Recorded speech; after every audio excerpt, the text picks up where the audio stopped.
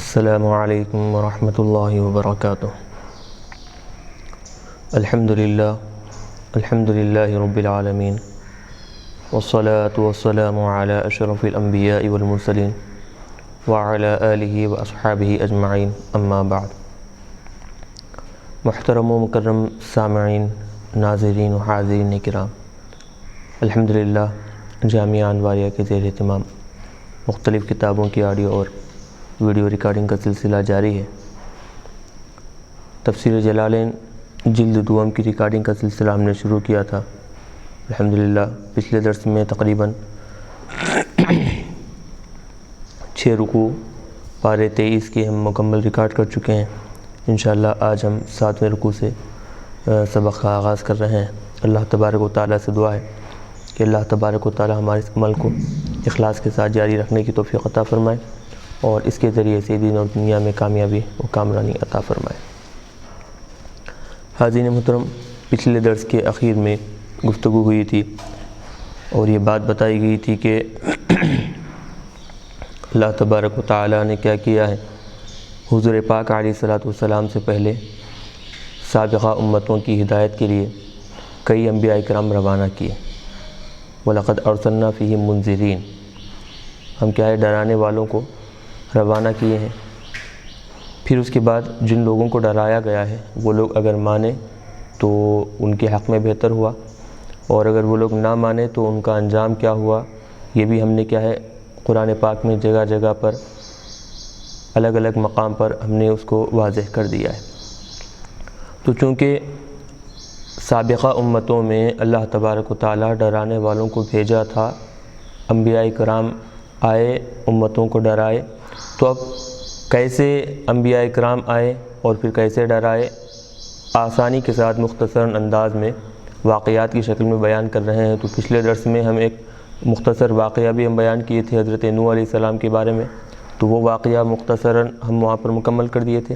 آج کے درس میں وہی تسلسل باقی ہے اور واقعہ آج شروع ہو رہا ہے حضرت ابراہیم علیہ السلام کا۔ چلیے اب بتا رہے ہیں، وَإِنَّ مِن شِيعَتِهِ لَإِبْرَاهِيمَ، اور بے شک انہی کی جماعت میں سے، یعنی شیعتن کہتے ہیں اصل جماعت، تو اب مراد یہاں پر ایسے لوگ جو سابقہ لوگوں کی پیروی کیے، سابقہ لوگوں کے طریقے کو اختیار کیے ہیں، تو وہ یہاں پر مراد ہے، یعنی انہی کے نقش قدم پر حضرت ابراہیم علیہ السلام ہے۔ انہی سے مراد چونکہ حضرت نوح علیہ السلام کا تذکرہ پیچھے بیان کیا گیا ہے، تو اب حضرت نوح علیہ السلام کے نقش قدم پر کون ہے؟ حضرت ابراہیم علیہ السلام ہے۔ تو نوح علیہ السلام کے نقش قدم پر مطلب جو اصل ہے دین کے، جو اصل احکامات ہیں، وہ اصل احکامات جو ہے سارے انبیاء کے ایک جیسے ہیں۔ انبیاء سارے کے سارے دنیا میں آئے اللہ کی ایکتائی بیان کرنے، اللہ ایک ہے اس بات کو بتانے کے لیے، اور اللہ کے پیغامات بندوں تک پہنچانے کے لیے۔ تو یہ 2 کام ایسے ہیں کہ ان میں سارے کے سارے انبیاء کرام کیا ہے شامل ہیں، سب کو یہ کام کا لازمی طور پر حکم دیا گیا تھا۔ اس کے بعد جو احکامات ہیں ممکن ہے ان احکامات میں تھوڑا سا اختلاف ہو، لیکن یہ احکامات تو ہر نبی کو لازمی طور پر دیے گئے تھے کہ اپنی امت کو ہر حال میں یہ پیغام پہنچائیں۔ تو چنانچہ اب جو طریقہ حضرت نوح علیہ السلام کا تھا یہ پیغام پہنچانے میں، یہ باتیں جو حضرت نوح علیہ السلام اپنی امت کو پہنچائے، اسی طریقے پر انہی باتوں کو حضرت ابراہیم علیہ السلام بھی کہے اپنی امت کو پہنچائے۔ اب وہ اسی لیے من شیعتہ کہہ کر بتا رہے ہیں، ای ممن تابعہ فی اصل الدین، یعنی ان لوگوں میں سے ہیں حضرت ابراہیم علیہ السلام کے جنہوں نے دین کے اصل دین کے جو اصول ہیں ان میں حضرت نوح علیہ السلام کی جو لوگ پیروی کیے، حضرت ابراہیم بھی انہی لوگوں میں سے جو آپ کی پیروی کرنے والے لَإِبْرَاهِيمَ وَإِن طَالَ الزَّمَانُ بَيْنَهُمَا، اگرچہ ان دونوں کے درمیان زمانہ بہت لمبا گزرا ہے، دونوں کے درمیان کئی سال کا زمانہ آتا ہے۔ وہو، اب کتنے سال کا ہے بتا رہے ہیں، وہو 2640 سنۃ، اور وہ کتنے سال کا زمانہ ہے حضرت نوح علیہ السلام اور حضرت ابراہیم علیہ السلام کے درمیان؟ 2640 سال، دونوں کے درمیان 2640 سال کا فاصلہ تھا۔ تو اب اتنے وقفے کے درمیان، اتنے سالوں کے درمیان کیا کوئی دوسرے نبی آئے ہیں کیا؟ بتا رہے ہیں وَكَانَ بَيْنَهُمَا هُودٌ وَصَالِحٌ، حضرت ہود علیہ السلام اور حضرت صالح علیہ السلام کا جو تذکرہ ملتا ہے تو یہ دونوں کے درمیان ہی وہ آئے ہیں۔ حضرت ہود، حضرت صالح علیہ السلام، حضرت نوح علیہ السلام کے بعد دنیا میں تشریف لائے ہیں۔ ان دونوں کے بعد حضرت ابراہیم علیہ السلام دنیا میں تشریف لائے ہیں۔ چلیے آگے بتا رہے ہیں اذ جاء ربہ بقلب سلیم، جب وہ اپنے پروردگار کے پاس سلامتی والا دل لے کر آئے، قلب سلیم لے کر آئے، سلامتی والا دل، تو دل کس سے سلامتی والا تھا؟ من الشک وغیرہ، شک وغیرہ سے، اور پھر اس کے علاوہ آپ دیکھیں کہ گناہوں سے پاک دل، اور پھر نافرمانیوں سے پاک دل، شرک کفر سے پاک دل وہ اپنے پروردگار کے پاس لے کر آئے۔ ای تابعہ وقت مجیعہ، یعنی جب اللہ تبارک و تعالیٰ کے پاس آئے تو اس وقت حضرت نوح علیہ السلام کی اتباع کیے، یعنی حضرت نوح بھی کیا ہے معاملہ ویسے ہی تھا۔ یہ بات یاد رکھیں کہ انبیاء کرام کے دل سارے کے سارے کیا ہے؟ گناہوں سے پاک ہوا کرتے ہیں۔ قلب سلیم ہر ایک نبی کا خاصہ ہے، اللہ تبارک و تعالیٰ نے ہر نبی کو یہ صفت عطا فرمائی ہے، تو لہٰذا اب حضرت نوح بھی قلب سلیم کے ساتھ ہیں۔ حضرت ابراہیم تو اب بتا رہے ہیں کہ حضرت ابراہیم حضرت نوح علیہ السلام کی پیروی کیے قلب سلیم کے معاملے میں۔ اذ قال لأبیہ وقومہ، جب آپ نے یعنی حضرت ابراہیم علیہ السلام نے فی ہذہ الحالۃ المستمرۃ لہ، اس حالت میں، یہ حالت میں جب آپ نے لأبیہ اپنے والد وقومہ اور اپنے قوم سے آپ نے کہا، اور یہ جو حالت تھی یہ حالت کسی ایک دن کے ساتھ یا پھر کسی ایک وقت کے ساتھ خاص نہیں تھی، المستمرۃ لہ، بلکہ یہ حالت جو ہے آپ کی ہمیشہ جاری تھی۔ مستمرہ استمرار یعنی کہ جاری ہونا، یعنی ہمیشہ جب بھی وقت ملتا، جب بھی موقع ملتا، حضرت ابراہیم علیہ السلام اپنے والد سے اور اپنے قوم کو کیا ہے کہا کرتے۔ تو اب والد کا مطلب بتا رہے ہیں کہ یہاں والد کے حقیقی معنی بھی ہو سکتے ہیں یا نہیں، تو بعض لوگوں نے جیسے بتایا کہ ابن چچا کے معنی میں ہے تو وہ بھی یہاں پر مراد ہو سکتا ہے، چاہے چچا ہو یا پھر والد ہو، تو دو معنی بھی حقیقی طور پر لیں یا پھر مجازی طور پر وہ استعمال کیا جا سکتا ہے۔ تو موبخن کا مطلب یہ کہ ڈانٹتے ہوئے۔ کیا کہا حضرت ابراہیم علیہ السلام نے اپنے قوم سے اور اپنے والد سے، اپنے چچا سے؟ ماذا تعبدون، یہ تم کیا عبادت کر رہے ہو؟ یہ کس کی عبادت کر رہے ہو تم؟ ملذی تعبدون، یہ کس کی تم لوگ عبادت کر رہے ہو؟ ایفکن آلہۃ دون اللہ تریدون، کیا اللہ کو چھوڑ کر تم جھوٹے خداؤں کو چاہ رہے ہو؟ جھوٹے خداؤں کی عبادت کر رہے ہو تم؟ ایفکن آلہۃ، تو بتا رہے ہیں ایفکن، یہ دو حمزے جو یہاں پر آئے ہیں تو فی حمزتیہ ما تقدم، جیسے اس سے پہلے گزر چکا ہے کہ دو حمزے جب آئے ہیں تو کتنے انداز میں پڑھنا ہے، 3-4 طریقوں سے جو پڑھنا ہے، ایفکن، ایفکن، آفکن، ویسے ہی 3-4 طریقوں سے یہاں پر بھی پڑھا جائے گا۔ ما تقدم جیسے کہ اس سے پہلے قرات کا تذکرہ پہلے بیان کیا گیا ہے۔ ایفکن آلہۃ دون اللہ تریدون، کیا اللہ کو چھوڑ کر جھوٹے خداؤں کو تم چاہتے ہو؟ تریدون، اب ترکیب بتا رہے ہیں، وَإِفْكًا مفعول لہ، افکن جو ہے یہ ترکیبی اعتبار سے مفعول لہ مقدم ہے، اور آلہۃ یہ مفعول بہ ہے، یہ بھی مقدم ہے، مفعول افکن مفعول لہ ہے اور آلہۃ مفعول بہ ہے، یہ دونوں بھی کس کے مفعول بن رہے ہیں؟ یہ لی تریدون، تریدون کا یہ دونوں بھی مفعول بن رہے ہیں۔ تو مطلب کیا ہوگا؟ ان معبودوں کے ذریعے سے تم اللہ کو چھوڑ کر جھوٹی چیزوں کو طلب کر رہے ہو، جھوٹی چیزوں کا ارادہ کر رہے ہو۔ والافک اسوأ الکذب، افک کے بارے میں بتا رہے ہیں کہ یہ افک کہتے ہیں کسے ہیں؟ سب سے زیادہ جو جھوٹ ہوا کرتا ہے اس کو افک سے تعبیر کیا جاتا ہے۔ مطلب کیا ہے اب اس کا؟ اتعبدون غیر اللہ، یہ مطلب خلاصہ کلام کے طور پر یہ مطلب نکلے گا کہ کیا تم اللہ کے علاوہ دوسروں کی عبادت کرتے ہو تم؟ فما ظنکم برب العالمین، رب العالمین جو عالموں کا پروردگار ہے اس کے بارے میں تم نے کیا سمجھ رکھا ہے، اس کو تم نے کیا سمجھ لیا ہے؟ اذ عبدتم غیرہ، کہ تم اس کو چھوڑ کر اس کے علاوہ دوسروں کی عبادت کر رہے ہو۔ انہ یترککم، کہ اگر تم اس کو چھوڑ کر دوسروں کی عبادت کرو گے، دوسروں کو اس کا شریک ٹھہراؤ گے، تو وہ تم کو بغیر سزا کے یوں ہی چھوڑ دے گا؟ تم کو سزا نہیں دے گا وہ اس عمل کی؟ لا، ایسا نہیں ہے، بلکہ تم یہ جو عمل کر رہے ہو اس کو چھوڑ کر دوسرے بتوں کو معبود بنا لینا، دوسرے بتوں کو اس کا شریک ٹھہرانا، وہ ہرگز تم کو یہ گناہ تمہارا جو ہے معاف نہیں کرے گا، بلکہ تمہیں پوری سزا عطا کرے گا۔ وَكَانُوا نَجَّامِينَ، اب بتا رہے ہیں کہ حضرت ابراہیم علیہ السلام کی قوم دراصل کیا ہے، ستارہ پرست تھی، یعنی ستاروں کی پوجا کرتی تھی، اور پھر ستاروں سے کیا ہے وہ جو بھی کام ہونا ہے مستقبل میں یا پھر آنے والے زمانے میں جو کام کرنا ہے تو وہ کیا ہے ستاروں سے وہ لوگ مدد لیا کرتے تھے۔ تو نجامین، ستارہ پرست جو لوگ ہوتے ہیں تو ان کو نجامین کہا جاتا ہے۔ فخرجوا الی عید لہم، وہ سال میں ایک مرتبہ ایک عید کا دن مقرر کر لیے تھے، تو وہ اپنی عیدگاہ کی طرف کیا ہے وہ لوگ نکلے۔ وَتَرَكُوا طَعَامَهُمْ عِنْدَ أَصْنَامِهِمْ، اور وہ اپنا کھانا جو ہے بتوں کے سامنے رکھ دیے۔ زَعَمُوا التَّبَرُّكَ عَلَيْهِ، وہ یہ سمجھتے تھے کھانا بتوں کے سامنے رکھ کر کے اس میں برکت حاصل ہوگی، تبرک کے طور پر ہوگا وہ۔ فَإِذَا رَجَعُوا أَكَلُوهُ، جب وہ واپس لوٹ کر آتے تو کیا ہے وہ کھا لیا کرتے تھے۔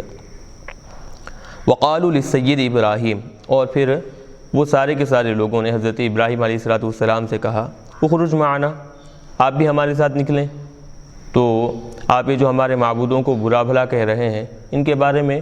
آپ کو تھوڑی سی کیا ہے حقیقت معلوم ہوگی، اور پھر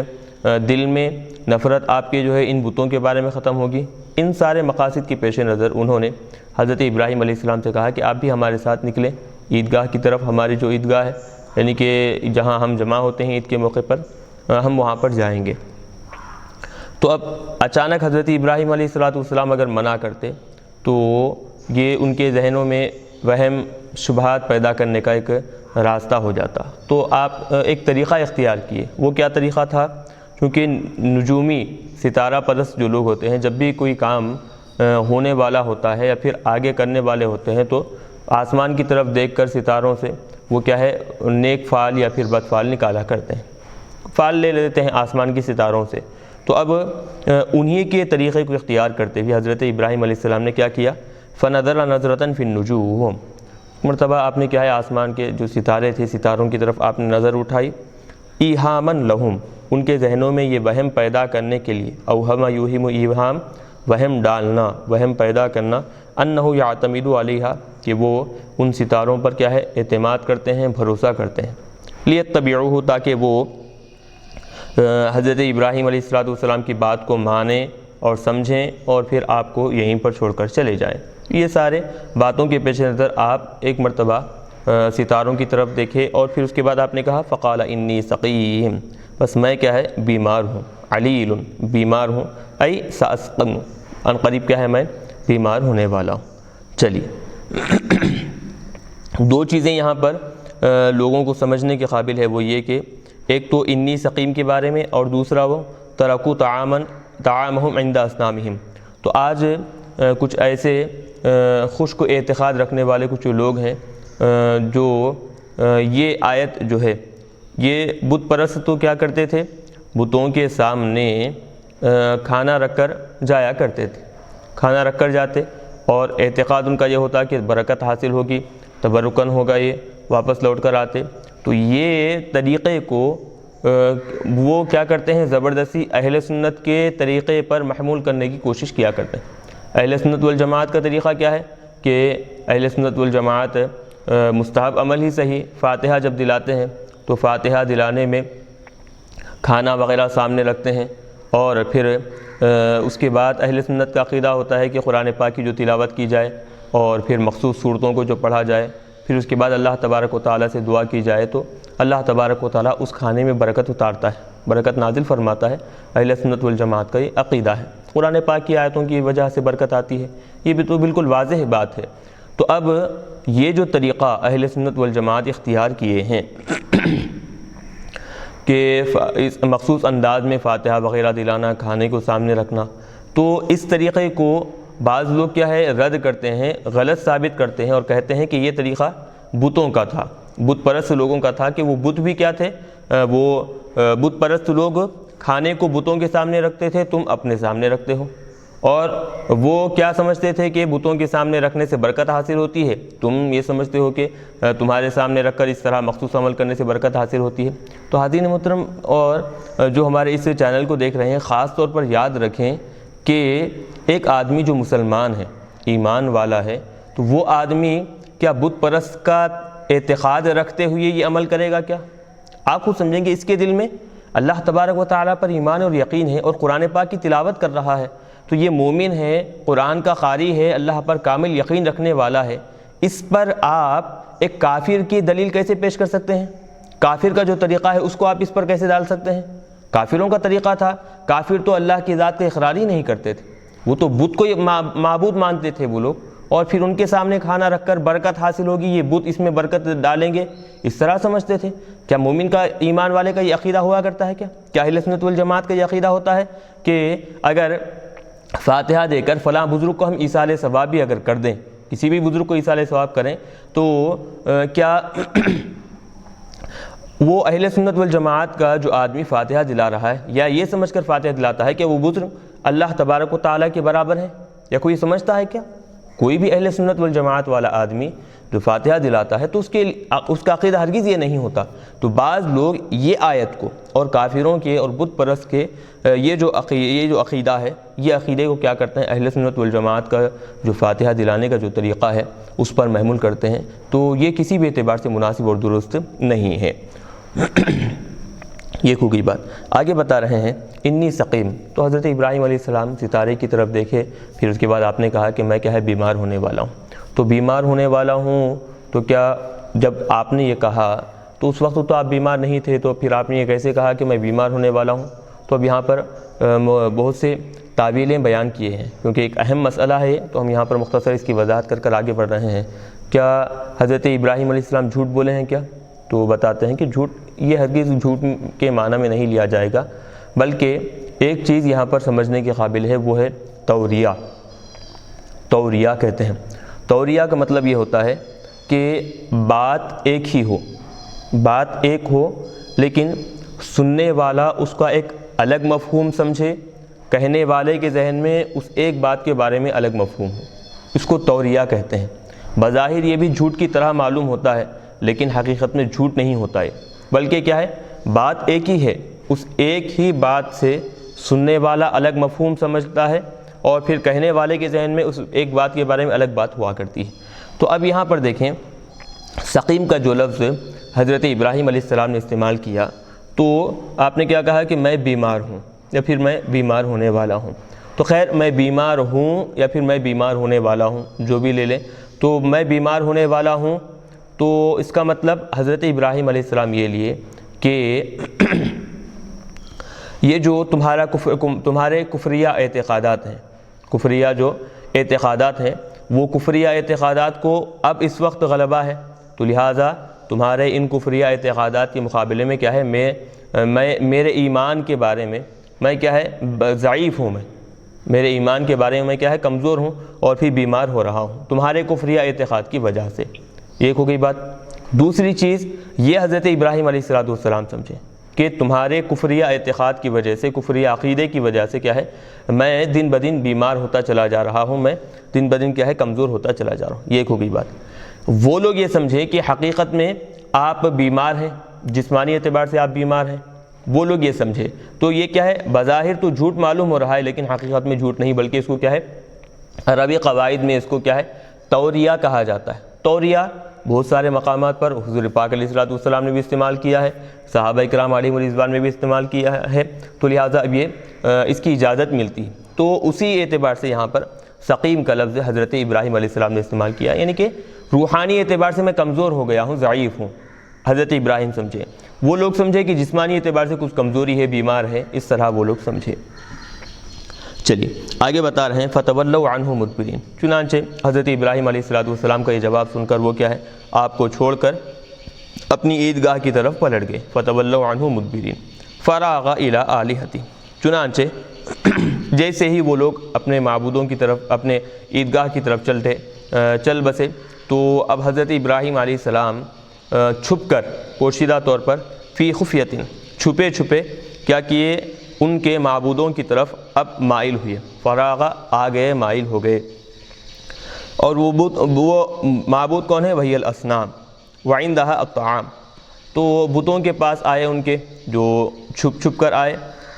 وعندہا الطعام، اور پھر آ کر دیکھا کہ بتوں کے سامنے کیا ہے، کھانا رکھا ہوا ہے بتوں کے پاس۔ فقال استہزاء، تو اب ان بتوں سے خطاب کرتے ہوئے آپ نے مذاقیہ لہجے میں کہا، الا تاکلون، کیا ہو گیا ہے، کھانا تمہارے سامنے رکھا ہوا ہے، تم کیوں نہیں کھاتے؟ فلم ینطقوا، بت چونکہ پتھر تھے وہ کچھ بھی جواب نہیں دیے۔ فقال، تو پھر حضرت ابراہیم علیہ السلام نے کہا، ما لکم لا تنطقون، کیا ہو گیا ہے کہ تم بات نہیں کر رہے ہو مجھ سے، تم گفتگو کیوں نہیں کر رہے ہو؟ فلم یجب، تو کوئی بھی کیا ہے، اب جواب ان کو نہیں ملا حضرت ابراہیم علیہ السلام کو۔ تو فراغ علیہم ضربا بالیمین، اب کیا کیے، ان پر پوری طاقت اور قوت کے ساتھ۔ یمین کا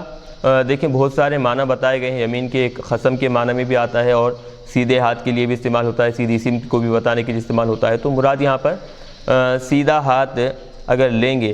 تو سیدھے ہاتھ میں چونکہ بنسبت بائیں ہاتھ کے مقابلے میں سیدھے ہاتھ میں زیادہ طاقت ہوا کرتی ہے اکثر لوگوں میں، تو اس کے اعتبار سے یہاں پر یمین کہہ کر ہاتھ کے اندر جو طاقت ہے وہ مراد لے رہے ہیں۔ تو بالقوتی، تو کیا ہے، طاقت اور قوت کے ساتھ، یعنی پوری شدت کے ساتھ کیا ہے، اب ان بتوں کو مارنا شروع کیے۔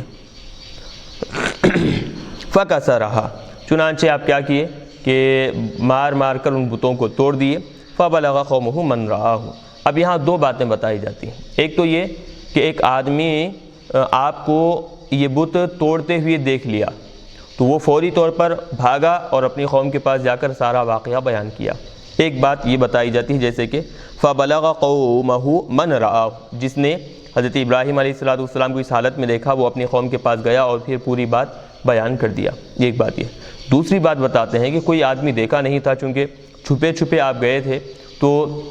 آپ توڑ کر جب واپس آ گئے تو وہ لوگ جب اپنی عیدگاہ سے واپس لوٹ کر آئے تو دیکھا کہ بت ان کے ٹوٹے پڑے ہوئے ہیں، اور پھر اس کے بعد کلہاڑی وغیرہ سے جو آپ توڑے تھے تو وہ کلہاڑی کیا ہے، بڑے بت کے گلے میں ڈال دیے تھے آپ، سارے چھوٹے چھوٹے جو بت ہیں ان سب کو توڑ کر بڑے بت کے گلے میں وہ کلہاڑی یا پھر ہتھوڑا آپ ڈال دیے تھے۔ اس کے بعد جیسے ہی وہ لوگ آئے اور ان کو پتہ چلا، فاقبلوا الیہ یضیفون، تو اب وہ فوری طور پر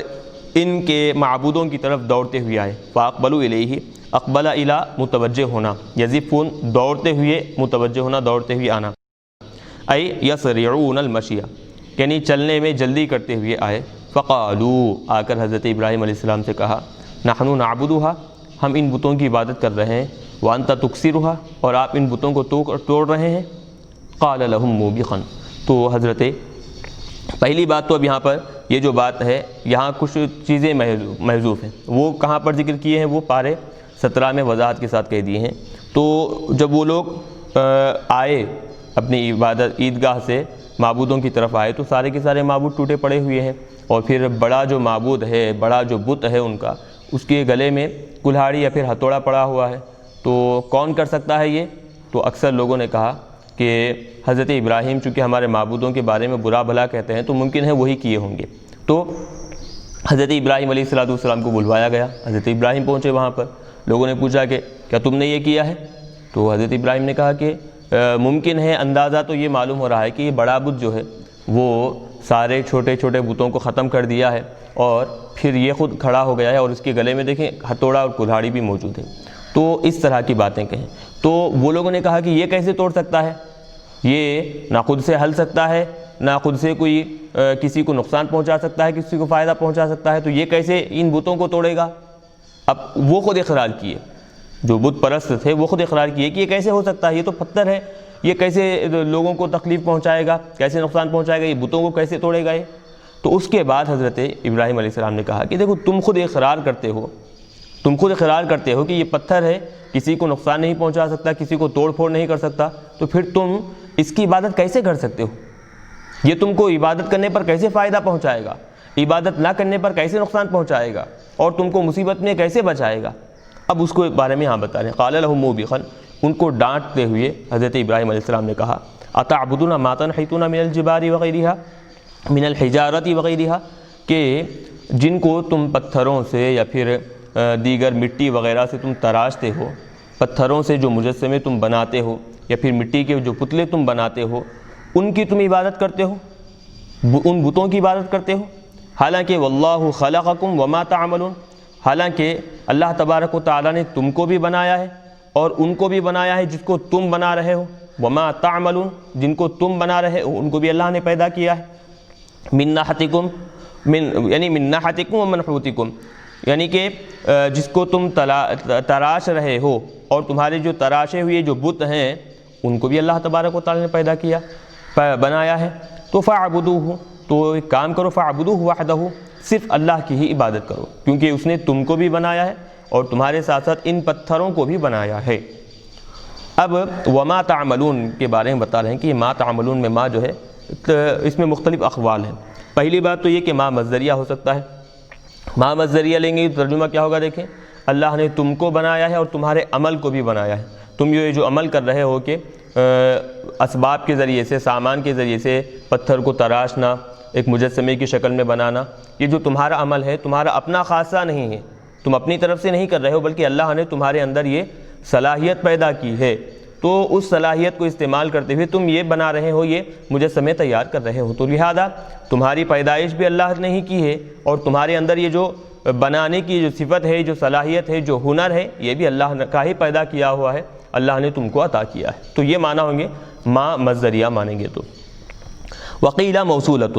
اور وقیل موصوفۃ، اور بعض لوگوں نے کہا کہ ما مصدریہ نہیں بلکہ ما موصوفہ ہے، اور بعض نے کہا کہ ما موصولہ ہے، تو بہرحال ما موصولہ جیسے ہم نے پہلے ترجمہ کیا، ما موصولہ کے اعتبار سے ہم نے ترجمہ کیا، تو ترجمہ کیا ہے؟ واللہ خلقکم وما تعملون، اور جن کو تم بنا رہے ہو ان کو بھی حقیقت میں اللہ نے ہی پیدا کیا اور تم کو بھی اللہ تبارک و تعالیٰ نے ہی پیدا کیا ہے، یہ معنی۔ یہ ساری باتیں سننے کے بعد قوم چونکہ کافر تھی، بت پرست تھی اور ساتھ ہی ساتھ نجومی تھے، تو انہوں نے آپ کی بات اقرار کرنے کی بجائے انکار کر دی، اور پھر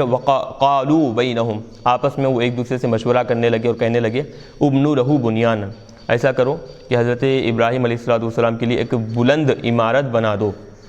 اور فاملؤوہ حطبا، وہ بلند عمارت کیسی ہو کہ ایک گڑھے کی شکل میں ہو اور اس میں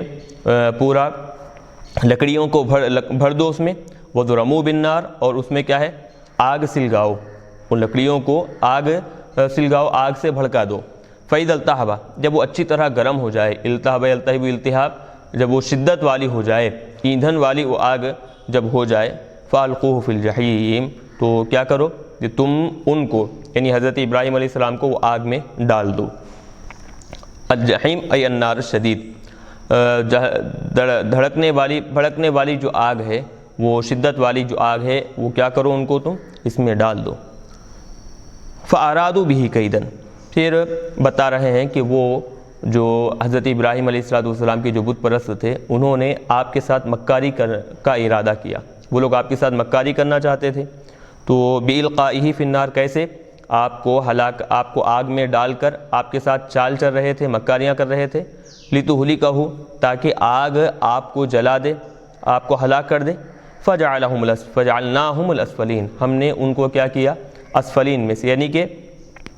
ناکام اور نامراد لوگوں میں سے ہم نے بنا دیا۔ اسفل اصل کہتے ہیں نچلے درجے کے لوگ، مراد یہاں پر مقہورین، مقہور کا مطلب مغلوب آنا، شکست کھا لینا، تو اب ناکام نامراد ایک مرادی معنی ہو سکتے ہیں اس کے، تو ناکام اور نامراد لوگوں میں سے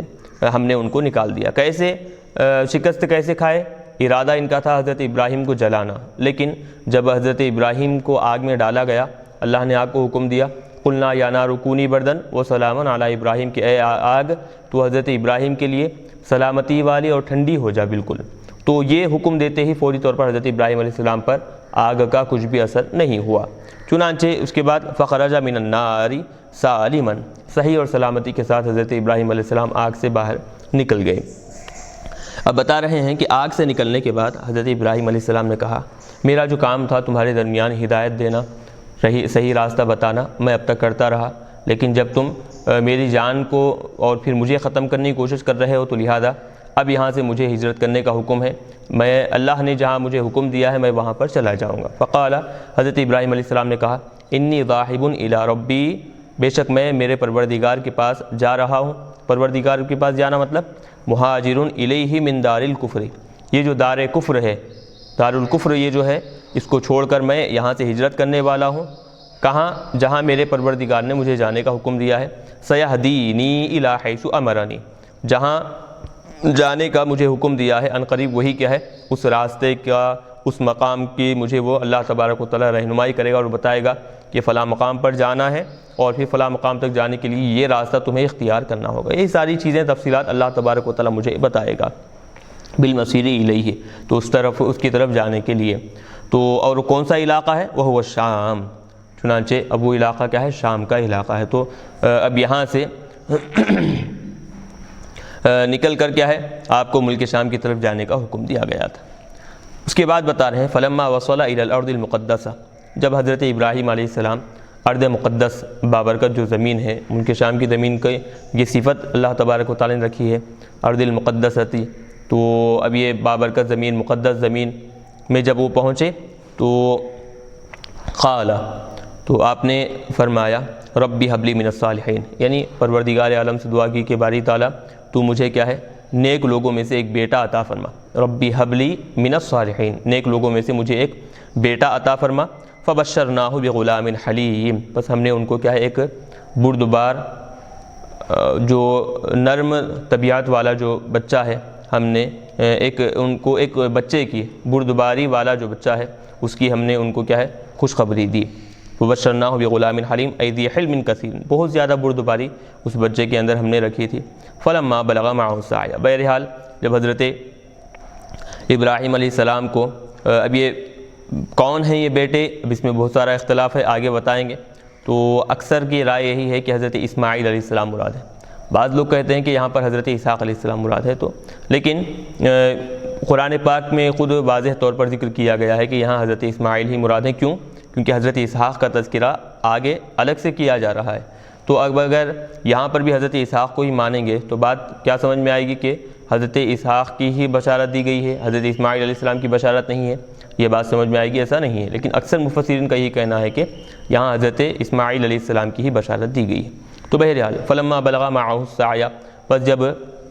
وہ بردبار بچہ، مفتی صاحب میرا ایک سوال یہ ہے جی، کہ حضرت سیدنا ابراہیم علیہ السلام نے دعا فرمائی کہ اللہ مجھے نیک لوگوں میں سے ایک اولاد عطا فرما، تو اب جن کی اولاد نہیں ہے، اولاد ہونے سے پہلے یہ دعا اگر کرتے ہیں تو انشاءاللہ اللہ کی ذات سے امید ہے کہ انہیں نیک اولاد ہوگی، ممکن ہے، لیکن جن کی آلریڈی پہلے سے اولاد ہو چکی ہے جی، تو کیا وہ بچے نیک بن جائیں، متقی ہوں، پرہیزگار بن جائیں، نمازوں کے پابند ہو جائیں، والدین کی اطاعت کرنے والے ہو جائیں، تو ایسے بچوں کے لیے بھی یہ آیت مبارکہ کی تلاوت کی جا سکتی ہے یا اس کے لیے الگ سے کوئی قرآن مجید میں آیت مبارکہ تلاوت کی گئی ہے؟ معافی چاہتا ہوں، تھوڑا سوال مضمون سے ہٹ کر ہے۔ جی جی، تو خیر بہرحال لوگوں کے، عوام کے لیے، سامعین کے لیے مفید بات ہے، آپ نے اچھا سوال کیا۔ تو بہرحال یہاں جو بات چل رہی ہے تو ولادت سے پہلے اللہ تبارک و تعالیٰ کے بارے میں دعا کرنا، اللہ تبارک و تعالیٰ سے دعا کرنا اپنے بیٹے کے بارے میں، نیک بیٹا عطا فرمائی، ایک ہے۔ ابرہا معاملہ کے جو اولاد ہیں لیکن نافرمان اولاد ہے، تو اس کے لیے قرآن پاک میں ایک بہترین آیت ہے، وہ آیت عمومی طور پر ہے، اولاد اگر نافرمان ہے تو وہ آیت کا کثرت سے ذکر کرنا ہے، اور پھر بزرگان دین نے بتایا ہے کہ ہر فرض نماز کے بعد اس آیت کو کثرت سے پڑھیں، اولاد ہو چاہے بیوی ہو، بیوی بھی اگر شوہر کی نافرمانی کرتی ہے تو یہ آیت ہر فرض نماز کے بعد آپ تسلسل کے ساتھ پڑھتے جائیں، انشاءاللہ اولاد بھی مطیع و فرما بردار ہوگی، صحیح راستے پر آ جائے گی، اور جو بیوی اگر نافرمان ہے تو وہ بھی کیا ہے فرما بردار، مطیع و فرما بردار بن جائے گی۔ تو آیت ہے، اور یہ آیت کیا ہے؟ یہ آیت جو ہے پارے 19 کے چوتھے رکوع میں یہ آیت ہے، کیا ہے؟ ربنا ہب لنا من ازواجنا وذریاتنا قرۃ اعین وجعلنا للمتقین اماما، یہ ایک بات، یہ اتنی آیت ہے۔ آپ اچھی طرح دیکھیں کہ کون سے پارے 19 میں سورہ فرقان کا جو آخر رکوع ہے اور پارے 19 کا چوتھا رکوع ہے، تو اس میں یہ آیت رکھی ہوئی ہے ربنا ہب لنا من ازواجنا و ذریاتنا۔ اس کا ترجمہ دیکھ لیں تو آپ کو آسانی سے بات سمجھ میں آئے گی کہ اے ہمارے پروردگار تو ہمارے بیویوں کی طرف سے، ہمارے بچوں کی طرف سے، ذریت کی طرف سے تو ہمیں کیا کر، قرۃ اعین، آنکھوں کی ٹھنڈک بنا دے، ٹھنڈک عطا فرما، وجعلنا للمتقین اماما، اور تو ہم سب کو یعنی بیویوں کو، بچوں کو اور ساتھ ہی ساتھ مجھے بھی کیا کر کہ متقیوں کا امام، ایسا نیک وکار بنا کہ متقی لوگ ان کو دیکھ کر تقوی اختیار کریں۔ تو اب دیکھیں کہ یہ ایسی عمومیت کے ساتھ ایسی عام دعا ہے کہ اس کے ترجمے میں خود بات سمجھ میں آ رہی ہے کہ نافرمان اولاد کیسے اللہ تبارک و تعالیٰ کے لیے دعا کی جا رہی ہے کہ فرما بردار بنانے کے لیے، نافرمان بیوی ہے تو اس کے لیے تو مجرب نسخہ بھی ہے۔ یہ بزرگان دین بیان کرتے ہیں کہ اگر اولاد نافرمان ہے یا پھر بیوی نافرمان ہے تو یہ کثرت کے ساتھ ہر فرض نماز کے بعد پڑھیں، انشاءاللہ چند ہی دنوں میں خود بخود اس کے اثرات آپ کی زندگی میں دیکھنے میں آئیں گے۔ تو یہ جو یہاں پر جو خاص دعا ہے تو یہ دعا بتا رہے ہیں کہ جن کی اولاد نہیں ہے تو وہ اللہ تبارک و تعالیٰ سے ان الفاظ میں اگر دعا کریں تو امید ہے کہ اللہ تبارک و تعالیٰ ان کو بھی نیک صالح اولاد عطا فرمائے گا۔ اب جو وہاں پر جو ہم نے بتایا ہے وہ دعا ہے کہ اگر وہ لوگ نافرمان اولاد ہے، بیوی نافرمان ہے تو ان کے صحیح راستے پر لانے کے لیے وہ دعا وہاں پر مقرر کر دی گئی، بتائی گئی ہے۔ چلیے آگے بتا رہے ہیں فلما بلغ معه السعی، پس جب حضرت اسماعیل علیہ السلام آپ کے ساتھ السعی کہتے ہیں اصل دوڑنا، سعی کوشش کرنا، دوڑنا، تو اب یہ دوڑنے کی عمر کو جب پہنچے ان یسعى معه کہ حضرت ابراہیم علیہ السلام کے ساتھ چلیں، دوڑیں، ویعینہ حضرت ابراہیم علیہ السلام کی مدد کریں، کام میں ہاتھ بٹائے، جب اس عمر کو پہنچے۔ اب وہ عمر کون سی تھی، کتنے سال کی عمر تھی، بتا رہے ہیں قیلہ بلغ 7 سنین کہ آپ کیا ہے 7 سال کے ہو گئے تھے، اور بعد نے کہا کہ 7 سال نہیں 13 سنۃ کہ 13 سال کے آپ ہو گئے تھے۔ تو بہرحال 7 سال ہو یا پھر 13 سال ہو، بعض قول اقوال 9 سال کی بھی بتاتے ہیں، تو مختلف جتنے بھی اقوال ہیں، یعنی یہ بات تو طے ہے کہ آپ ابھی بالغ نہیں ہوئے تھے، آپ کے بالغ ہونے سے پہلے یہ واقعہ پیش آیا۔ تو چونکہ واقعہ تفصیل سے یہاں پر نہیں ہے، مختصراً آپ قطبہ حضرات سے سنتے ہیں اور پھر دیگر مقامات پر آپ پڑھتے ہیں کہ ہوا یہ کہ ایک مرتبہ آپ نے خواب میں دیکھا کہ اپنے بیٹے کو ذبح کر رہے ہیں، صبح اٹھتے ہی آپ کو شک ہوا کہ ممکن ہے یہ اللہ کی طرف سے ہو یا پھر شیطان کی طرف سے ہو، پھر اس کے بعد وہی پورا دن ویسے ہی شک میں گزار دیے، دوسرے دن آپ نے کیا ہے ویسے ہی خواب دیکھا، پھر تیسرے دن ویسے ہی خواب دیکھا، تو آپ پکا ارادہ آپ کو ہو گیا اور پھر آپ سمجھ گئے کہ یقین اللہ تبارک و تعالیٰ کی طرف سے ہی ہے۔ تو لہٰذا آپ صبح اٹھنے کے بعد قال آپ نے کہا یا بنیہ اے میرے پیارے بیٹے، بنیہ تصغیر کا صیغہ ہے، شفقت کے طور پر یہاں پر استعمال ہوا ہے، یا بنیہ اے میرے پیارے بیٹے، انی ارا فی المنام بے شک میں تم کو کیا ہے خواب میں دیکھ رہا ہوں، انی اذبحک کہ میں تم کو ذبح کر رہا ہوں، میں تم کو کیا ہے ذبح کر رہا ہوں، خواب میں نے ایسا دیکھا ہے۔ اور رؤیا الانبیاء حق، اور یہ بات تو طے ہے، اس میں کسی قسم کا شک اور شبہ نہیں ہے کہ انبیاء کرام کے جو خواب ہوا کرتے ہیں وہ بالکل 100% سچے ہوا کرتے ہیں۔ وافعالہم بامر اللہ، اور انبیاء کے سارے کام جو ہیں اللہ کے حکم سے ہوتے ہیں، کوئی بھی نبی کوئی بھی کام اپنی طرف سے انجام نہیں دیتا بغیر اللہ کے حکم سے، سارے کام انبیاء کرام کے اللہ کی طرف سے ہوا کرتے ہیں۔ تو لہٰذا حضرت اسماعیل علیہ السلام کے سامنے آپ نے یہ بات رکھی کہ میں تم کو رات میں خواب میں دیکھ رہا ہوں کہ میں تم کو ذبح کر رہا ہوں، فانظر ماذا تری، تو تمہاری کیا رائے ہے تم بھی مجھے بتائیں، غور و فکر کریں تم اس معاملے میں، فانظر ماذا تری۔ اب یہ ترا بتا رہے ہیں کہ الرأی رائے مشورے سے یہاں پر ہے، رائے یا رؤیتاً دیکھنے کے معنی نہیں ہے، بلکہ یہاں پر کیا ہے مشورہ کرنے کے معاملے میں، یعنی کہ تمہارا کیا مشورہ ہے اس معاملے میں، تم اچھی طرح غور و فکر کرو۔ تو اب سوال یہاں پر یہ پیدا ہوتا ہے کہ کیا حضرت ابراہیم علیہ السلام جو حضرت اسماعیل سے مشورہ کیے، وجہ اس کی یہ تھی کہ اگر حضرت اسماعیل تیار ہو جائیں ذبح ہونے کے لیے تو ذبح کریں گے، اگر تیار نہ ہوں تو ذبح نہیں کریں گے، یہ مطلب ہے کیا؟ تو بتا رہے ہیں یہ مطلب نہیں تھا، بلکہ اگر وہ بھی راضی ہو جائیں، حضرت ابراہیم تو راضی ہے ہی ہیں، حضرت اسماعیل بھی راضی ہو جائیں تو ایک تو ذبح کرنے میں آسانی ہوگی، اور دوسری ان کے لیے زیادہ فضیلت والی بات ہوگی کہ اللہ کا حکم آتے ہی فوری طور پر وہ کیا کیے ہیں، اپنا سر جھکا لیے ہیں، اللہ کے حکم کی مخالفت نہیں کی ہے، یہ بات ان کے لیے بھی فضیلت والی ہوگی۔ شاورہ لیأنس بالذبح، تو آپ نے حضرت ابراہیم علیہ السلام نے حضرت اسماعیل سے مشورہ کیا تاکہ ذبح کرنے میں وہ بھی مانوس ہو جائیں، یعنی خوشی خوشی ذبح ہونے کے لیے وہ تیار ہو جائیں۔ وَإِنْقَادُ لِلْأَمْرِ بِهِ، ذبح ہونے کا جو حکم دیا گیا ہے اس میں بصر و چشم اس کو تسلیم کر لیں اور خوشی خوشی اس پر راضی ہو جائیں۔ قال، چنانچہ حضرت اسماعیل علیہ السلام نے کہا، یا ابتی، اے میرے والد محترم۔ ابھی یا ابتی کا لفظ آپ دیکھیں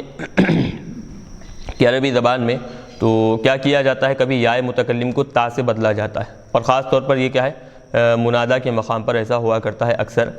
دیگر مقامات پر بھی ممکن ہے ہو۔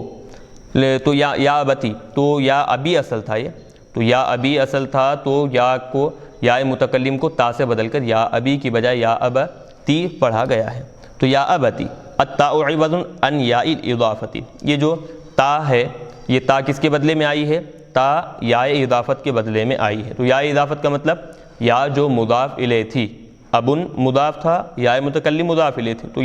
یا جو مضاف الیہ تھی اس کے عوض میں اس کے بدلے میں یہاں پر کیا لائی گئی، تا کو لایا گیا۔ تو اسماعیل علیہ السلام نے کہا کہ اے والد محترم،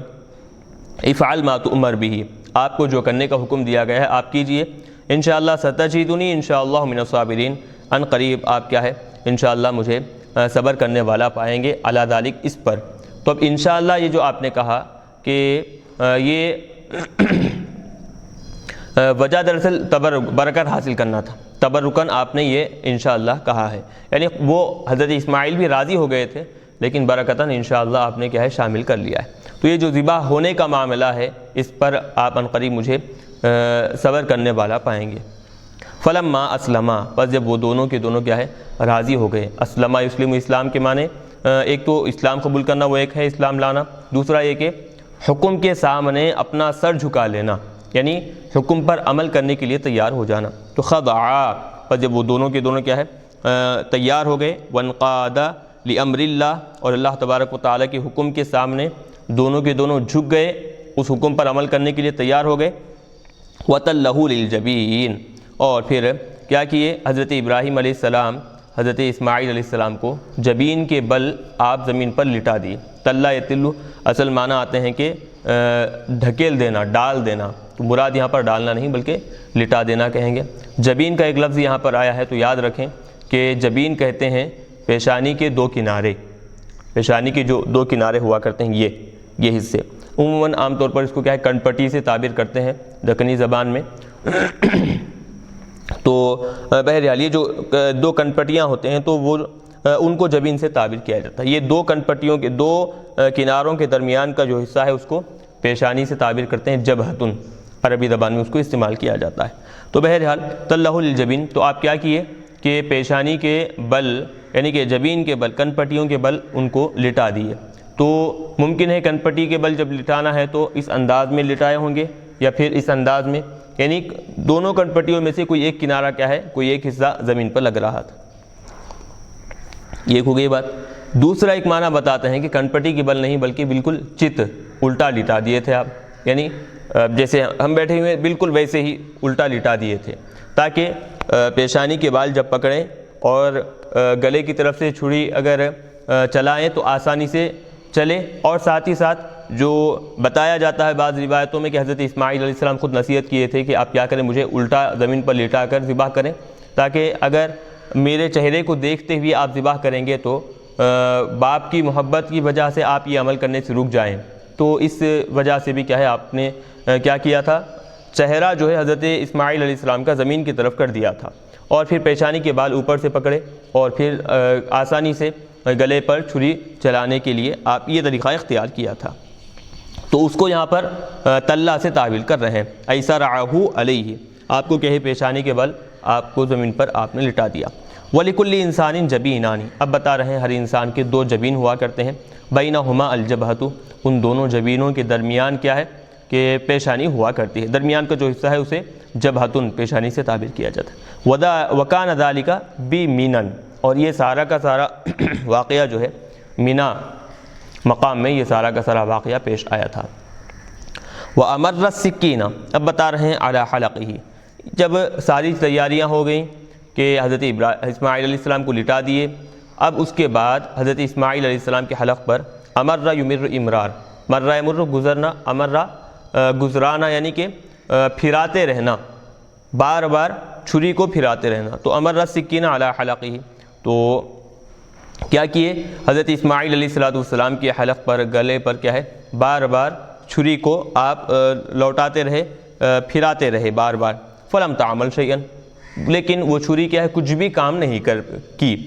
کیوں؟ بمانع من القدرۃ الالہیۃ، اللہ تبارک و تعالیٰ کی قدرت کی طرف سے، اللہ تبارک و تعالیٰ سے اس کو جو روک دیا گیا تھا، تو اس کی وجہ سے وہ اپنا کام کرنے سے بالکل عاجز آئی، وہ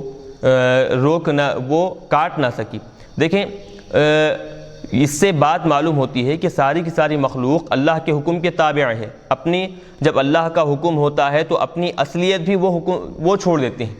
جو ان کی اصلیت ہے، جو ان کا خاصہ ہے، اللہ کا حکم ہو جائے تو وہ اپنی اصلیت بھی کیا ہے چھوڑ دیتے ہیں۔ جیسے آگ کا معاملہ ہے کہ آگ کی اصلیت کیا ہے جلانا ہے، لیکن اللہ کا حکم آیا آگ جلانے سے محفوظ رہی۔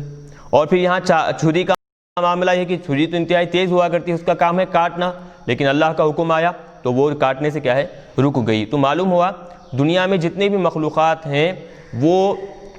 ان کو جب اللہ تبارک و تعالیٰ حکم دیتا ہے تو ان کی اپنی اصلیت ختم ہو جاتی ہے،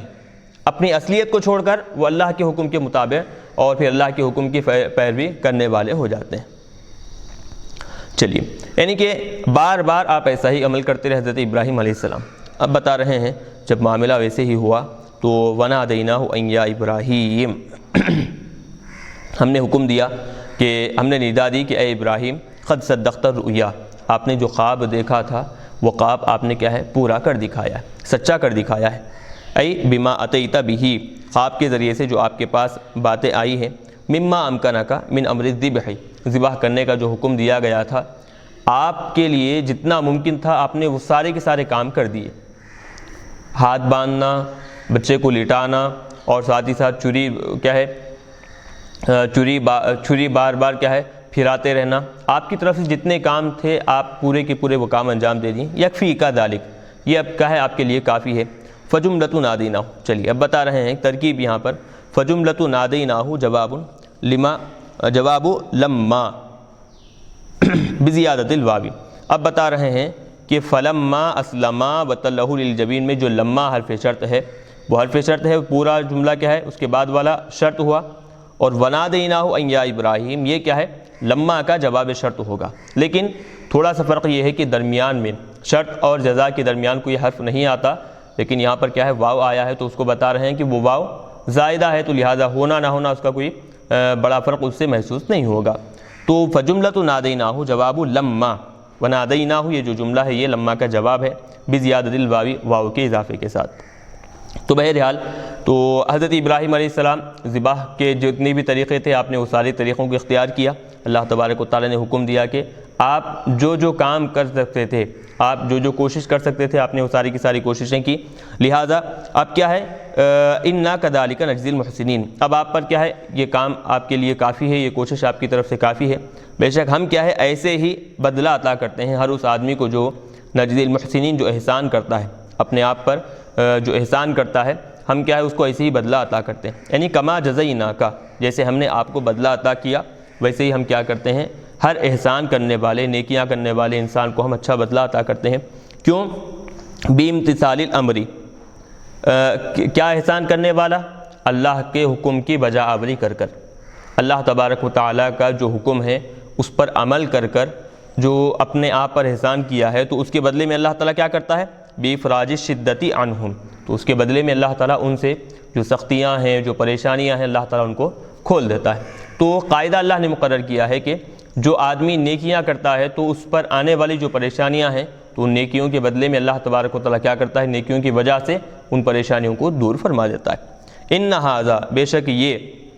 الذبح المأمور بہ، یہ ذبح کرنے کا جو حکم دیا گیا تھا، لہو البلاء المبین، یہ کوئی چھوٹا موٹا علم نہیں تھا، چھوٹا موٹا حکم نہیں تھا، اس میں دراصل ایک بڑی آزمائش تھی حضرت ابراہیم علیہ السلام کی۔ کیوں؟ کیونکہ ایک تو اکلوتے بیٹے، اور اس وقت حضرت اسحاق علیہ السلام کی ولادت بھی نہیں ہوئی تھی، صرف ایک لوتے بیٹے، ایک وہ بھی کئی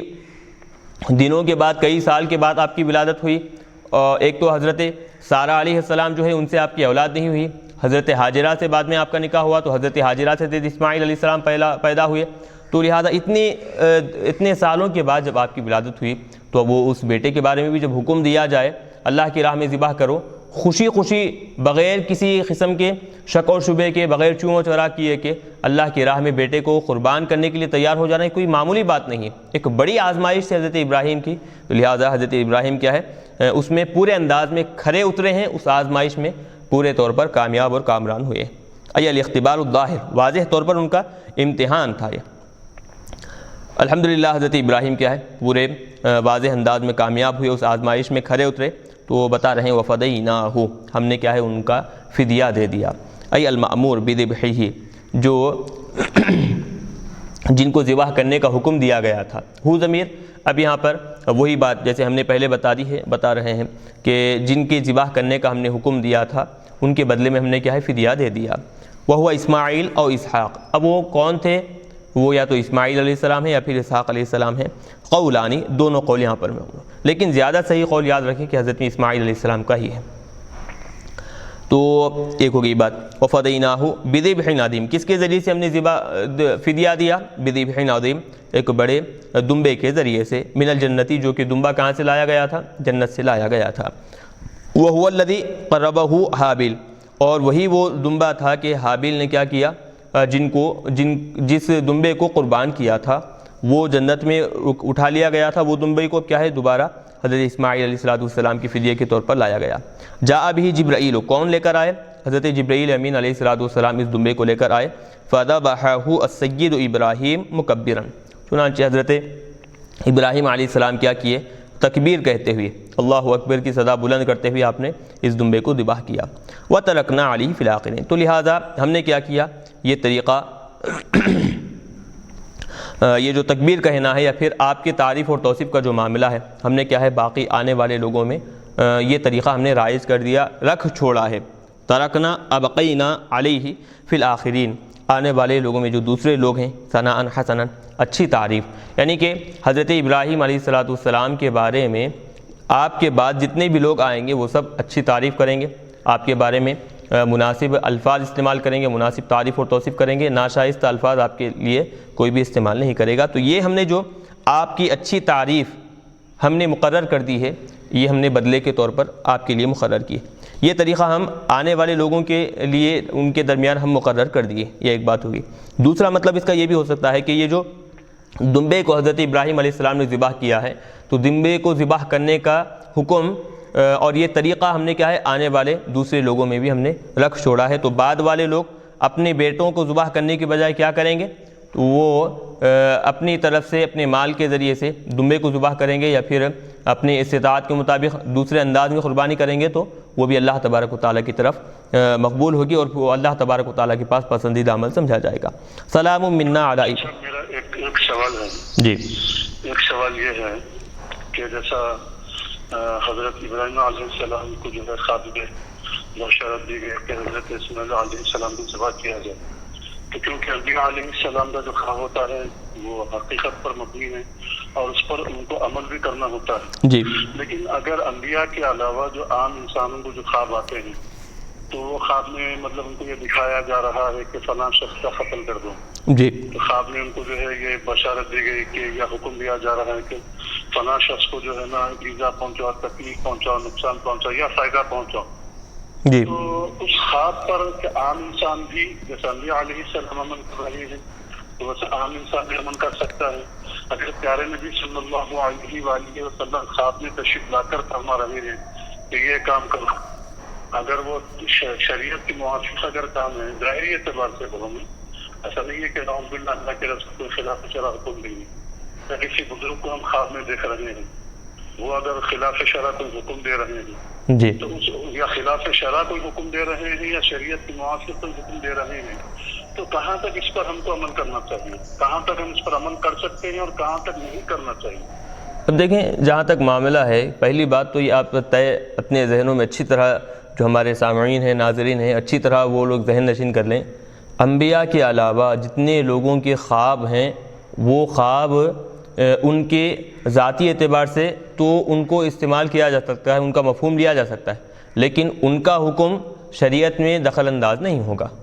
وہ اپنے دیکھے ہوئے خواب کی وجہ سے شریعت کے کسی حکم کی طرح اس کو لازم کریں گے اور پھر اس کے حساب سے عمل کریں گے، یہ مناسب نہیں ہے. وہ تو انبیاء کرام چونکہ امت کے ہادی اور رہنما تھے اور ان کے جو خواب تھے وہ من اللہ ہوا کرتے تھے، اللہ کی طرف سے آیا کرتے تھے. اللہ تعالیٰ ان کو وہ بات ذہن میں ڈالتا تھا حکم کے طور پر، تو لہٰذا وہ چونکہ ہادی تھے، رہنما تھے، اور جب بھی وہ خواب دیکھیں گے تو صحیح خواب دیکھیں گے. ان کا جو خواب تھا حکم شرع رکھا کرتا تھا. لیکن انبیاء کے علاوہ جتنے بھی لوگ ہیں وہ اگر خواب دیکھے ہیں تو وہ خواب ان کا کیا ہے، کوئی قابل اعتبار شے نہیں ہوگی. یعنی کہ شریعت کے اعتبار سے شریعت کا حکم ان کے خوابوں کے ذریعے سے نہیں نکالا جائے گا، یہ مطلب نکلے گا. تو دیگر لوگوں کے جو بھی خواب ہوں تو ان خوابوں کے ذریعے سے شریعت کا حکم نہیں نکالا جائے گا. ہاں یہ الگ بات ہے کہ ان خوابوں میں یا تو ان جو آدمی خواب دیکھا ہے اس کی اصلاح کرنا اصل مقصد ہوتا ہے، یا پھر اس کے ذریعے سے دوسرے آدمی کی اصلاح کرنا اصل مقصد ہوتا ہے، یا پھر جو خواب دیکھا ہے اس سے ہی اس کا کچھ تعلق ہوتا ہے، یا پھر اس کے ذریعے سے دوسرے کا کچھ تعلق ہوا کرتا ہے. تو یہ ایک الگ بات ہے. تو ایک شرعی حکم نہیں دیں گے اس کو بھی، ایک یوں سمجھیں کہ ایک اخلاقی طور پر فریضہ اس کو انجام دینے کے لیے بتایا جا رہا ہے، یہ ایک ہوا. لیکن یہ خواب کا بھی ازروع شرع حقیقت میں اعتبار نہیں ہوگا، حکم شرع کے اعتبار سے اس کو معتبر نہیں سمجھیں گے. اب رہا مسئلہ خواب میں حضور پاک علیہ الصلوۃ والسلام کی زیارت ہونا، ماشاءاللہ الحمدللہ اللہ تبارک و تعالیٰ کے حکم سے حضور پاک علیہ الصلوۃ والسلام کی زیارت جس کو چاہے ہو سکتی ہے. لیکن یاد رکھیں جب بھی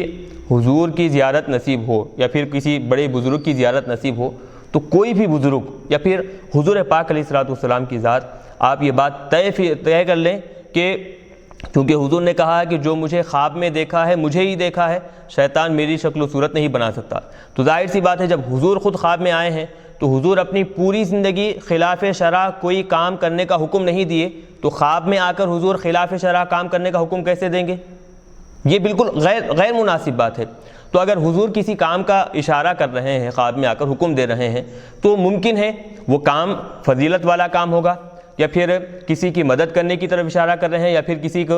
کسی کی حاجت پوری کرنے کی طرف اشارہ کر رہے ہیں، یا پھر خود زیارت کرانے کے لیے آئے ہیں، یہ الگ بات ہے. یہ چیزیں سب ممکن ہے ہو سکتی ہیں، لیکن خلاف شرع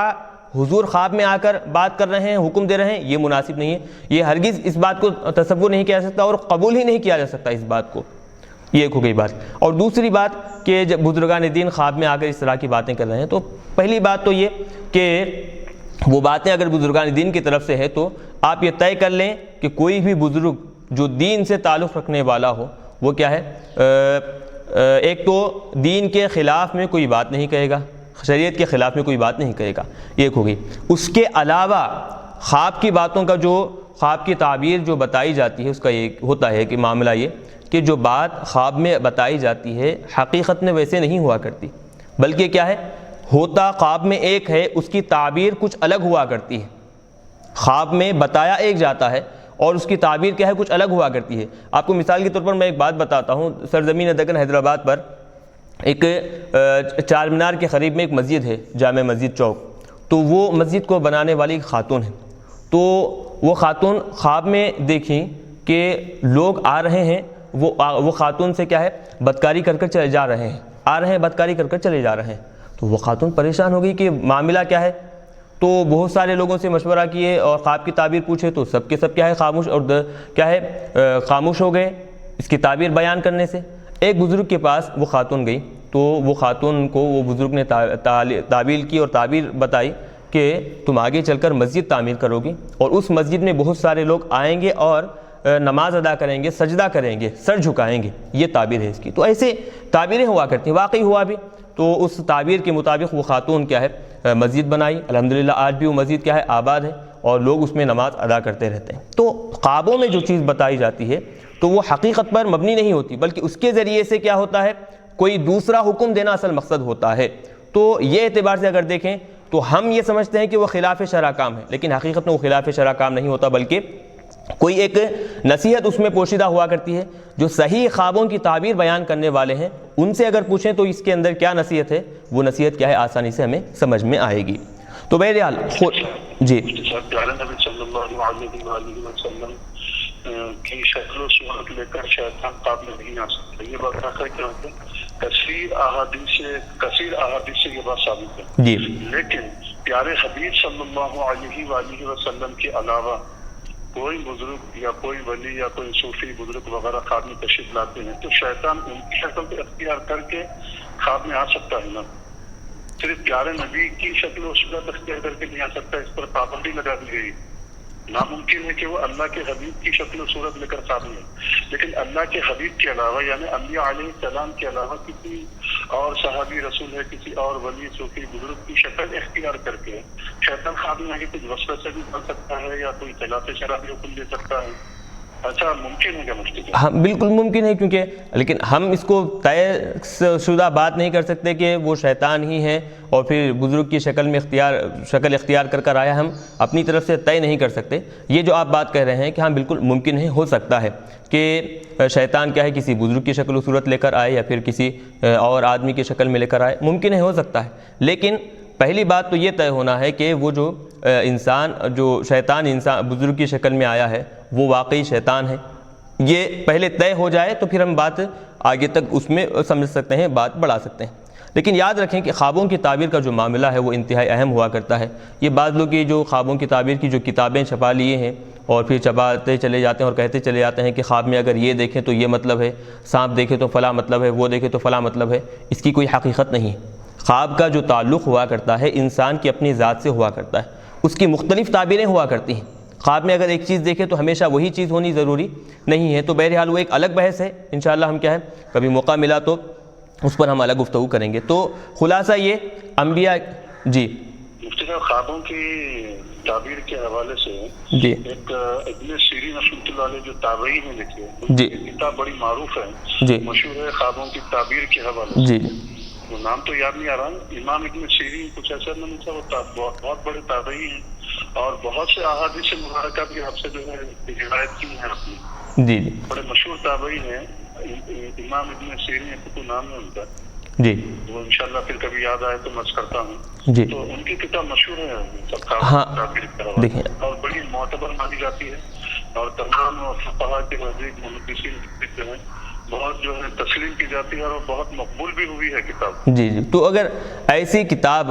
حضرت جیسے آپ بتا رہے ہیں کہ حضرت ابن سیرین علیہ رحمہ کی کتاب ہے، تابعین میں سے ہیں وہ، تو بہرحال وہ خوابوں کی تعبیر بھی جو حضرت نے کتاب میں لکھی ہے، یاد رکھیں کہ وہ خوابوں کی تعبیر میں کلی طور پر حکم نہیں ہوگا بلکہ اکثریت کے اعتبار سے. اکثر خواب میں اگر کسی آدمی نے کوئی چیز دیکھی تو اس کے ساتھ یہ معاملہ پیش آیا، اکثر اس نے یہ خواب میں یہ چیز دیکھی تو اس کے ساتھ یہ معاملہ پیش آیا. تو اکثریت کو دیکھتے ہوئے وہ خوابوں کی تعبیر بتائی گئی ہے اور وہ تحریر اس میں حضرت نے شامل کی ہے اور جمع کی ہے. عمومی طور پر وہ حکم یہی ہوگا یہ ہم تسلیم نہیں کر سکتے. وہ اکثریت کو دیکھتے ہوئے حضرت نے کیا ہے یہ شمار کیا ہے. بہرحال ایک دیکھیں کہ اب بزرگ ہیں، تابعین میں سے ہیں حضرت ابن سیرین علیہ رحمہ، تو آپ دیکھیں گے کہ ظاہر سی بات ہے جب بھی بات لکھیں گے، جو بھی بات لکھیں گے تو صحیح بات ہوگی. اور پھر تابعین میں سے ہیں تو آپ دیکھیں کہ ان کا قول بھی کیا ہے معتبر ہوگا. اب ان کے علاوہ وہ بات تو بالکل معتبر ہے، اس کتاب کے بارے میں ہم نہیں کہیں گے. آج کل جو بازار میں جو کتابیں نکل چکی ہیں کہ چھوٹے موٹے رسالے ہیں اور اس میں جو ہے بڑی بڑی باتیں لکھی جاتی ہیں، تو ایسی کتابوں کے بارے میں ہم گفتگو کر رہے ہیں. اور وہ جو کتاب ہے حضرت کی تو اس کے بارے میں ایک تو معتبر کتاب ہے، جید علماء کرام اس کتاب کا اعتبار کیے ہیں، بھروسہ کیے ہیں، تو اس کتاب کے بارے میں کسی قسم کا شک و شبہ نہیں ہے. اور اس کتاب میں جو باتیں ہیں اس پر کیا ہے دلائل بھی موجود ہیں، تو اس لیے کیا ہے اس میں شک و شبہ نہیں کیا جا سکتا. چلیے آگے بتا رہے ہیں کہ فذبحہ، ہاں سلام منا علی ابراہیم، ہماری طرف سے حضرت ابراہیم علیہ السلام پر سلام ہو، سلامتی ہو. کذالک، ایسے ہی، کما جزیناہ، جیسے ہم نے ان کو بدلا دیا، نجزی المحسنین علی انفسہم، ہر وہ آدمی جو نیکیاں کر کر اپنے آپ پر احسان کرتا ہے، اپنے نفس کے ساتھ حسن سلوک سے پیش آتا ہے، تو اس کو بھی ہم کیا ہے ایسے ہی بدلہ عطا کرتے ہیں. انہ من عبادنا المؤمنین، بے شک وہ ہمارے ایمان والے مخلص بندوں میں سے. اب بتا رہے ہیں وبشرناہ باسحاق نبیا من الصالحین، اور ہم نے ان کو یعنی حضرت ابراہیم علیہ السلام کو اسحاق علیہ السلام کی بشارت دی، اس حال میں کہ وہ اسحاق کیا ہوں گے نبی ہوں گے، من الصالحین اور نیکوکار میں سے ہوں گے، متقی اور پرہیزگار میں سے ہوں. تو اب جو لوگ اوپر والی جو آیت تھی اس سے مراد حضرت اسماعیل علیہ السلام مراد لیے ہیں، تو ان کا استدلال ہے استدل بہ، اس آیت سے استدلال کیا گیا ہے علی ان الذبیحہ غیرہ، کہ وہ جو ذبیح ہیں جن کو ذبح کرنے کا حکم دیا گیا تھا وہ حضرت اسحاق کے علاوہ حضرت اسماعیل علیہ السلام ہے، حضرت اسحاق مراد نہیں ہیں۔ نبیًا، اب یہ حال مقدرہ ہے، مطلب یہ کہ یوجد مقدرا نبوتہ، کہ آپ کے جو نبوت ہے اس کو پہلے سے ہی مقرر کر دیا گیا ہے کہ آپ پیدا ہوں گے اور نبوت کی عمر تک پہنچیں گے، اور ساتھ ہی ساتھ کیا ہے نیک وکار میں سے ہوں گے، من الصالحین۔ تو بہرحال تو اوپر جو بشارت تھی حضرت اسماعیل علیہ السلام کے بارے میں، اور یہاں پر جو بشارت ہے حضرت اسحاق علیہ السلام کے بارے میں۔ آگے بتا رہے ہیں وبارکنا علیہ وعلی اسحاق، اور ہم نے ان پر، یعنی ان سے مراد کون ہے؟ یہ حضرت ابراہیم علیہ السلام ہے، تو ہم نے ان پر کیا ہے برکت اتاری، کیسے؟ بتکثیر ذریتہ، آپ کی ذریت کو اضافہ کر کر، بہت زیادہ کر کر، پھیلا کر، وعلی اسحاق، اور حضرت اسحاق علیہ السلام پر بھی ہم نے برکت اتاری، کیسے؟ ولدہ، حضرت اسحاق جو کہ حضرت ابراہیم علیہ السلام کے بیٹے ہیں، ان پر کیسے؟ بجعلنا اکثر الانبیاء من نسلہ، کہ اکثر انبیاء کرام ہم نے کیا ہے انہی کی نسل سے، حضرت اسحاق علیہ السلام کی نسل سے ہی اکثر انبیاء کرام کو ہم نے بنایا ہے، تو لہٰذا انبیاء ہونے کے سلسلے میں حضرت اسحاق پر برکت اتاری، اور پھر اولاد کی کثرت کے سلسلے میں حضرت ابراہیم علیہ السلام پر ہم نے برکت اتاری۔ ومن ذریتہما محسن، اور ان دونوں کی ذریت میں سے، حضرت ابراہیم اور حضرت اسحاق علیہ السلام کی ذریت میں سے کیا ہے؟ محسن، بعض محسن ہیں، احسان کرنے والے، مؤمن نیکوکار لوگ ہیں، وظالم لنفسہ مبین، اور بعض کیسے ہیں کہ اپنے آپ پر، اپنے نفس پر کھلے انداز میں ظلم کرنے والے، وظالم لنفسہ مبین، کھلے انداز میں ظلم کرنے والے۔ تو چنانچہ اب یہاں پر اب دیکھیں الحمدللہ ہم اب یہاں حضرت ابراہیم علیہ السلام کا پورا واقعہ مکمل ہوا ہے، اور مختصراً آگے اور انبیاء کرام کے واقعات ہو رہے ہیں، چونکہ ہم نے یہاں پر یہ تفصیل سے اس لیے بیان کیا کہ اس سے پہلے ہماری تفسیر کی جو ریکارڈنگ ہے اس میں تفصیل سے واقعہ یہ نہیں آیا تھا اور بیان نہیں کیا گیا تھا، اس لیے ہم یہاں پر وضاحت کے ساتھ کیے ہیں۔ امید ہے آپ لوگوں کو یہ باتیں سمجھ میں آئی ہوں گی۔ آخر میں اللہ تبارک و تعالیٰ سے دعا ہے کہ اہل سنت سے زیادہ عمل کرنے کی توفیق عطا فرمائے، اور جو حضرات اس ریکارڈنگ میں تعاون کیے ہیں دین اور دنیا میں، ان کے لیے کامیابی و کامرانی عطا فرمائے، اور پھر اخلاص کے ساتھ اس عمل کو جاری رکھنے کی توفیق عطا فرمائے۔ وصلی اللہ تعالی وسلم علی خیر خلقہ محمد وآلہ واصحابہ اجمعین برحمتک یا ارحم الراحمین والحمد للہ رب العالمین۔